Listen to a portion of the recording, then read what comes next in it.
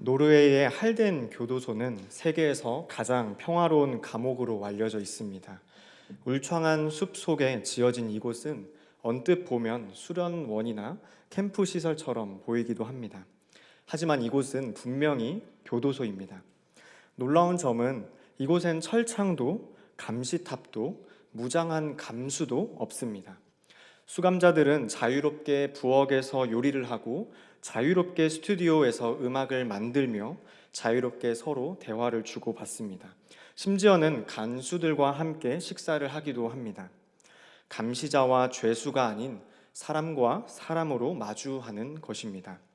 이 교도소의 철학은 분명합니다. 사람은 처벌이 아니라 회복이 필요하다라는 것입니다. 그곳의 교정 책임자는 이렇게 말합니다. 우리는 그들이 누구였는지가 아니라 누구로 회복될 수 있는지를 봅니다. 놀랍게도 이 교도소의 재범률은 세계에서 가장 낮다고 합니다. 처벌이 사람을 변화시키는 것이 아니라 여전히 당신에게 가능성이 있다라고 믿어주는 그 환경이 사람을 회복시킨다는 것을 보여주는 모범적인 사례입니다. 오늘 우리가 마주하는 이야기에도 따뜻한 시선이 담겨져 있습니다. 예수님이 들려주신 탕자의 비유는 단순한 방황한 아들의 이야기가 아닙니다. 이 이야기는 하나님 아버지가 누구신가를 드러내는 이야기입니다. 그리고 우리에게 묻습니다. 지금 당신은 어디에 있느냐고. 그렇다면 예수님은 이 이야기를 왜, 그리고 어떤 상황에서 들려주셨을까요? 이 비유가 시작된 자리를 함께 살펴보아야 합니다. 예수님은 바리새인들과 서기관들이 죄인들과 세리들이 예수님께 가까이 나오는 것을 보고 수군거리는 이 장면에서 이 비유를 시작합니다.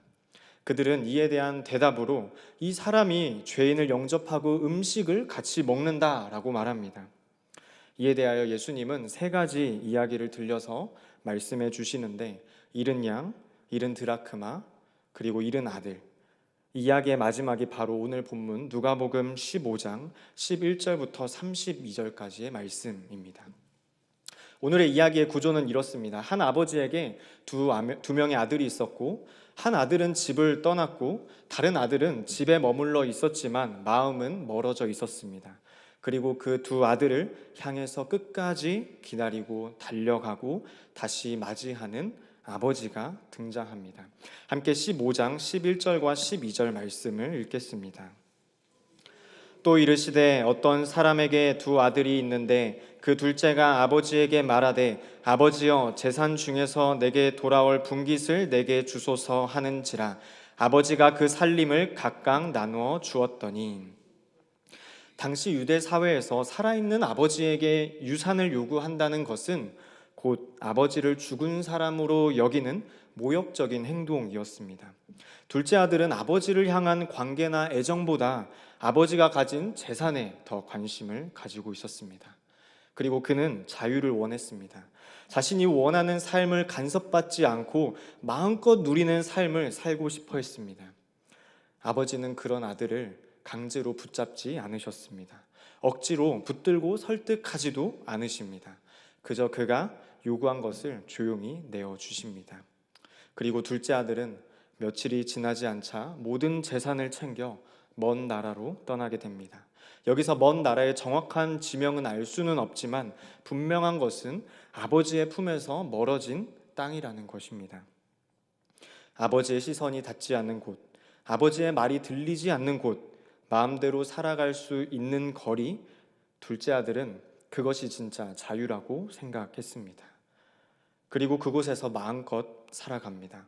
흥청망청 쓰고 먹고 마시고 즐기고 세상 속에서 자유를 만끽하면서 살았을 것입니다. 재산이 있을 때는 친구들도 많았겠죠. 자신이 어른이 되었다고 이제는 자기 힘으로 살 수 있다고 착각했을지도 모릅니다. 그러나 곧 재산은 바닥났고 함께하는 사람들도 사라졌습니다. 설상가상으로 그 나라에 흉년도 들었습니다. 그는 먹을 것을 구할 수 없게 되었습니다. 살기 위해서 그는 들판에서 돼지를 치는 일을 하게 됩니다. 유대인들에게 있어서 돼지는 부정한 짐승, 동물입니다. 그렇기 때문에 돼지를 친다는 것은 무엇을 의미하냐면 더 이상 유대인으로서의 정체성조차 유지할 수 없게 된 상태를 의미합니다. 심지어 먹을 것을 살 수 없는 상황이어서 돼지가 먹는 쥐엄 열매라도 배를 채우고자 합니다. 사람도 돈도 명예도 친구도 남지 않는 그 자리, 자존심도 신앙도 정체성도 모두 무너진 그 자리, 그 끝은 돼지우리였습니다. 그 자리에서 아들은 누구를 떠올렸을까요? 바로 아버지였습니다. 성경은 누가복음 15장 17절에서 이렇게 말하는데요. 함께 17절의 말씀을 읽도록 하겠습니다. 이에 스스로 돌이켜 이르되 내 아버지에게는 양식이 풍족한 품꾼이 얼마나 많은가, 나는 여기서 주려 죽는구나. 그는 깨달았습니다. 아버지의 집에는 먹을 것이 있고 생명이 있다. 내가 버리고 나온 집이 진짜 자유였구나. 그리고 그는 결단합니다. 함께 18절과 19절의 말씀을 읽겠습니다.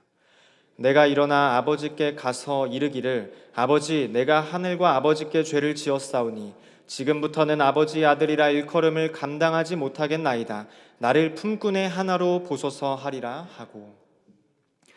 이 고백은 단순한 전략이 아니라 그의 진심이었습니다. 그는 이제 아들의 자격을 내려놓았습니다. 은혜를 구하는 것입니다. 관계를 회복하고 싶은 그의 간절함입니다. 그는 집으로 돌아옵니다. 아직도 집과의 거리가 먼데 아버지가 그를 봅니다. 그리고 달려옵니다. 끌어안고 입을 맞춥니다. 어떻게 그럴 수 있었을까요? 아버지는 아들을 매일 기다렸기 때문입니다. 창문 너머로, 문밖 언덕 너머로 끊임없이 매일매일 아들을 기다렸던 것입니다. 아버지는 아들의 말을 끝까지 듣지도 않았습니다. 오히려 종들에게 말합니다. 제일 좋은 옷을 내어다가 입히고 손에 가락지를 끼우고 발에 신을 신기라. 그리고 살찐 송아지를 끌어다가 잡으라. 우리가 먹고 즐기자 라고 말합니다. 어떻게 이럴 수 있었을까요? 아버지에게 중요한 것은 아들의 실패가 아니었기 때문입니다. 중요한 것은 그 아들이 돌아왔다는 사실입니다. 누가복음 15장 24절을 읽겠습니다. 이 내 아들은 죽었다가 다시 살아났으며 내가 잃었다가 다시 얻었노라 하니 그들이 즐거워하더라. 아멘.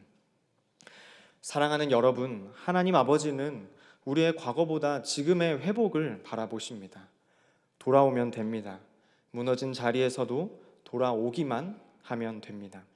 우리 아버지는 우리에게 먼저 달려오시는 분입니다.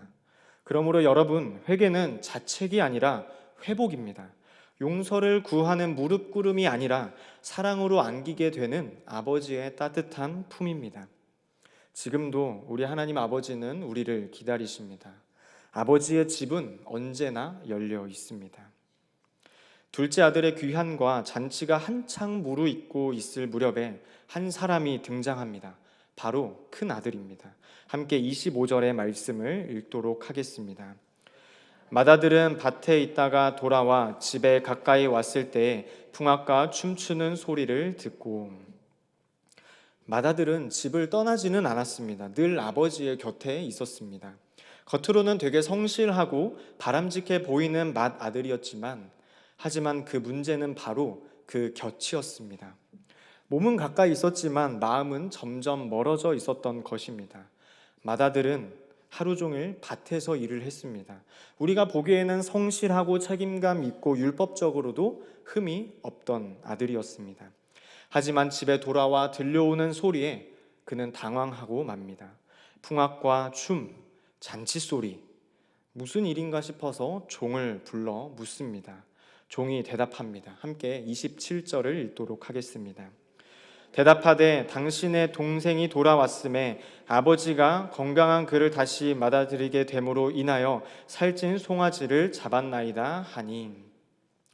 이 말을 듣자 그는 분노합니다. 문을 열고 들어가려고 하지 않습니다. 집 문턱 앞에서 분노와 서운함, 억울함이 뒤섞인 채 서 있었습니다. 그런 모습을 보고 아버지가 그를 찾아 나옵니다. 아버지는 둘째 아들에게 달려갔던 것처럼 큰 아들에게도 걸어 나갑니다. 직접 그를 설득하고 마음을 풀어주려는 그 애쓰는 아버지의 모습이 그려지고 있습니다. 하지만 하지만 그 아버지의 마음을 모르고 큰 아들은 터져 나옵니다. 29절과 30절입니다. 아버지께 대답하여 이르되 내가 여러 해 아버지를 섬겨 명 어김이 없었거늘 내게는 염소 새끼라도 주어 나와 내 벗으로 신일이 없더니 아버지의 살림을 창녀들과 함께 삼켜버린 이 아들이 돌아오매 이를 위하여 살찐 송아지를 잡으셨나이다. 첫째 아들은 수년간 자신의 의무를 다했습니다. 말없이 묵묵히 명을 어기지 않았습니다. 하지만 그 마음 속에는 깊은 서운함이 있었습니다. 왜 자신에게는 아무런 보상이 없는지, 왜 자신은 칭찬받지 못하는지. 여기서 인상 깊은 말씀이 30절 말씀에 맏아들은 자신의 동생을 내 동생이 아니라 이 아들이라고 부릅니다. 관계가 끊어졌다는 호칭입니다. 맏아들은 가족의 기쁨에 참여할 마음도 동생을 용서할 준비도 되어 있지 않았습니다. 겉으로는 충성된 아들이었지만 속으로는 냉랭하고 거리감 있는 아들이었습니다. 아버지의 뜻에 순종하는 듯 했지만 그 마음은 아버지의 마음과 한창 멀리 떨어져 있었던 것이죠. 여러분, 하나님과 늘 예배하는 우리가 혹시 이 맏아들의 모습은 아닐까요? 나는 충성했는데, 나는 헌신했는데 왜 나는 기쁘지 않을까? 내가 주님 곁에 있는데 왜 내 마음은 늘 무거울까? 아버지는 말합니다. 31절과 32절입니다. 아버지가 이르되 예 너는 항상 나와 함께 있으니 내 것이 다 내 것이로되 이 내 동생은 죽었다가 살아났으며 내가 잃었다가 얻었기로 우리가 즐거워하고 기뻐하는 것이 마땅하니라. 아버지는 단호하지만 따뜻하게 아들에게 말합니다. 얘야, 넌 항상 나와 함께 있었잖니. 너는 늘 내 곁에 있었고 내 모든 것은 너의 것이야. 그런데도 너의 동생이 돌아온 그 기쁨을 함께 누리지 못하겠니? 여러분, 하나님 나라는 함께 기뻐하는 것이 핵심입니다. 하나님의 마음을 담는 것은 주님과 함께 기뻐하는 것입니다. 그렇기에 기뻐할 줄 모르는 신앙과 경건은 무서운 것입니다. 은혜를 은혜로 여기지 못하는 것은 위험합니다. 오늘 말씀에 비춰볼 때 결국 맏아들은 둘째보다 더 멀리 떨어져 있었습니다. 둘째는 아버지를 떠났다가 돌아왔지만 이 맏아들은 집안에 있으면서도 문턱을 넘지 못했습니다. 우리 안에도 그러한 모습이 있지는 않은지 돌아보게 됩니다. 겉으로는 예배에 참석하고 교회 안에 머물지만 마음은 늘 벽을 치고 누군가의 감사와 회복을 향해서 박수를 보내기보다 질투와 불편함이 먼저 드는 모습은 없었는지요? 여러분, 아버지의 말처럼 우리가 기뻐하는 것이 마땅한 줄로 믿습니다. 함께 기뻐하고 함께 웃고 함께 잔치에 들어가는 것이 우리 아버지께서 우리에게 내려주신 참된 복입니다. 오늘도 아버지는 우리에게 초대하십니다. 얘야, 들어오렴. 너가 문 밖에서 서성일 필요가 없어. 이 기쁨은 다 너의 것이란다. 여러분, 이 부르심 앞에 다시 한번 마음을 활짝 열고 아버지의 집 안에 들어가는 우리 인생이 되시길 바랍니다. 2011년에 일본을 강타한 대지진과 쓰나미로 수많은 생명이 사라진 슬픔을 우리 모두가 알고 있습니다. 그 참사 속에서 한 아버지가 매일같이 무너진 학교 터를 찾았다고 합니다. 아들이 그 학교에서 실종되었고 모든 사람은 이제 희망이 없다고 말했습니다. 그러나 그 아버지는 포기하지 않았습니다. 매일 곡괭이를 들고 무너진 잔해를 하나씩 드러내며 말했습니다. 혹시라도 내 아들이 들을 수 있다면 내가 여기 있다는 걸 알게 하고 싶어서요. 아버지는 아무것도 들리지 않는 그 땅을 향해서 이야기했습니다. 아들아, 내가 여기 있다. 너가 돌아올 수 있다면 나는 이 자리에 있을 거야. 여러분, 그 기다림에는 논리도 확신도 없었습니다. 그저 아버지의 사랑만 있었습니다. 오늘 본문 속의 아버지도 그렇습니다. 아들이 돌아올지 모릅니다. 다시는 못 볼지도 모릅니다. 그러나 아버지는 매일같이 창 밖을 바라봅니다. 아들이 걸어나간 길을 언젠가는 돌아올 길로 믿으며 매일같이 그 창 밖을 바라봅니다. 그리고 그날 저 멀리서 흐느적거리며 걸어오는 그 실루엣이 보였을 때 아버지는 참지 못하고 달려갑니다. 아무 말 없이 끌어안고 입을 맞추는 사랑. 그 아버지의 사랑은 말이 없어도 그 기다림 속에 전부 담겨져 있습니다. 많은 사람들이 오늘 말씀의 비유를 탕자의 비유라고 부르지만 사실 이 이야기는 아들의 이야기가 아니라 아버지의 이야기입니다. 두 아들을 향한 전혀 다른 상황 속에서 전혀 다른 태도로 다가가시는 아버지의 이야기입니다. 아버지는 기다리시는 분입니다. 둘째 아들이 집을 나갔을 때 아버지는 붙잡지 않으셨습니다. 동시에 그를 잊지도 않으셨습니다. 그날 이후 아버지는 매일매일 창문 너머를 바라보았을 것입니다. 아들이 떠난 그 길을 다시 돌아올 길로 믿고 기다렸을 것입니다. 언젠가는 돌아오리라는 그 소망으로, 언젠가는 그 아이의 발소리가 들리리라는 믿음으로 기다리셨을 것입니다. 그 기다림은 단순한 감정이 아닙니다. 오래 참는 인내이고 포기하지 않는 사랑입니다. 돌아온 아들을 보고 달려나간 아버지의 모습은 바로 그 기다림의 결실이었습니다. 당시 어른이 달리는 것은 체면을 구기는 일이었습니다. 특히 유대 사회에서 장로가 옷자락을 걷고 달리는 그 모습은 매우 수치스러운 행동으로 여겨졌습니다. 그러나 아버지는 체면 따위는 아들에게 중요하지 않다는 것을 아셨습니다. 달려갑니다. 창피함보다 아들이 더 소중했기 때문입니다. 끌어안습니다. 말도 다 꺼내기 전에 입을 맞춥니다. 더럽고 냄새나는 그 모습 그대로를 받아주십니다. 이것이 아버지의 사랑입니다. 깨끗해져서 오는 것을 기다리지 않으셨습니다. 있는 모습 그대로 품어주는 사랑을 보여주셨습니다. 아버지는 명령합니다. 가장 좋은 옷을 입히고 손에 가락지를 끼우고 발에 신을 신기라. 살찐 송아지를 잡으라. 우리가 먹고 즐기자.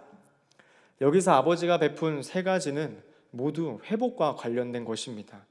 옷은 존귀함의 회복, 손가락지는 가족의 권위, 신발은 아들의 자격을 상징합니다.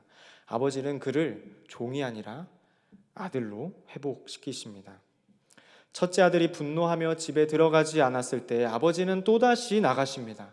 아버지는 집안에서 기다리시지 않았습니다. 똑같이 먼저 걸어 나가서 맏아들의 마음을 열기 위해서 아버지는 맏아들에게 다가갑니다. 비난하지 않으셨습니다. 비교하지 않으셨습니다. 다만 말씀하십니다. 얘야, 너는 항상 나와 함께 있었고 내 것이 다 너의 것이란다. 이 짧은 한마디에 아버지의 마음이 모두 담겨져 있습니다. 첫째 아들이 품었던 공로의식, 서운함, 분노, 질투를 넘어서 아버지는 그를 여전히 사랑하고 있음을 맏아들에게 말씀하시는 것입니다. 아버지는 둘째에게만이 아니라 첫째에게도 이 잔치의 기쁨을 누리기를 원하셨습니다. 잔치의 주인공은 둘째뿐만 아니라 첫째 아들도였기 때문입니다. 여기서 우리는 한 가지 중요한 사실을 발견합니다. 아버지는 두 아들 모두를 찾아 나가셨습니다. 먼 나라에서 돌아오는 아들에게는 달려가셨고 가까이에 있었지만 마음이 다친 아들에게도 걸어 나가셨습니다. 여러분, 이것이 복음입니다. 복음은 도망친 죄인만이 아니라 무표정한 이에게도 열려있는 하나님의 놀라우신 손길입니다. 우리 아버지 하나님은 멀리 떠난 이도 곁에 있지만 굳어버린 마음을 가진 이도 모두 초대하십니다. 문을 활짝 열어두셨습니다. 그분이 누구일까요? 그분은 바로 예수 그리스도입니다. 우리 아버지 하나님은 오늘도 우리를 기다리고 계십니다. 다시 회복시키시고 다시 손을 잡아주십니다. 그리고 그 잔치는 열려 있습니다. 그 기쁨은 준비되어져 있습니다. 문은 활짝 열려 있습니다. 이제 우리가 들어갈 시간입니다. 사랑하는 여러분, 오늘 이 이야기의 주인공은 두 아들을 향해 끊임없이 나아가시는, 그리고 그들을 기어이 잔치 자리로 초대하시는 아버지입니다. 하나님은 오늘도 우리를 위하여서 잔치를 준비하십니다. 누군가를 꾸짖기 위함이 아니라 함께 기뻐하시기 위함입니다. 둘째 아들과 같이 아버지를 떠나서 방황했던 이에게는 회복의 자리입니다. 첫째 아들과 같이 충성했지만 마음이 굳어버린 이에게는 따뜻한 손 내밈의 자리입니다. 여러분은 지금 어디에 서 계신가요? 문 밖에 서 있지는 않으신가요? 잔치는 이미 시작되었습니다. 풍악이 울리고 기쁨의 찬송이 흘러나오고 있습니다. 아직 망설이고 있다면 그 이유는 무엇인가요? 혹시 자격이 없다고 느껴지시나요? 너무 멀리 왔다고 느껴지시나요? 아니면 왜 나에게는 염소 새끼 한 마리도 안 주셨지? 하고 마음이 닫혀 있지는 않으신지요? 하지만 여러분, 하나님의 크고 놀라운 사랑은 그런 마음까지도 품으십니다. 아버지는 기다리십니다. 아버지는 손을 내밀고 계십니다. 그리고 말씀하십니다. 얘야, 들어오너라. 너도 나와 함께 즐거워하자. 내 것이 다 너의 것이니라. 하나님의 나라는 이렇게 열린 잔치입니다. 준비된 기쁨이 있습니다. 그리고 그 잔치는 우리가 멀리 떠났기 때문에, 또 우리가 돌아왔기 때문에 더 값지고 감격스러운 것입니다. 오늘 말씀 마지막 장면은 기록되어 있지 않습니다.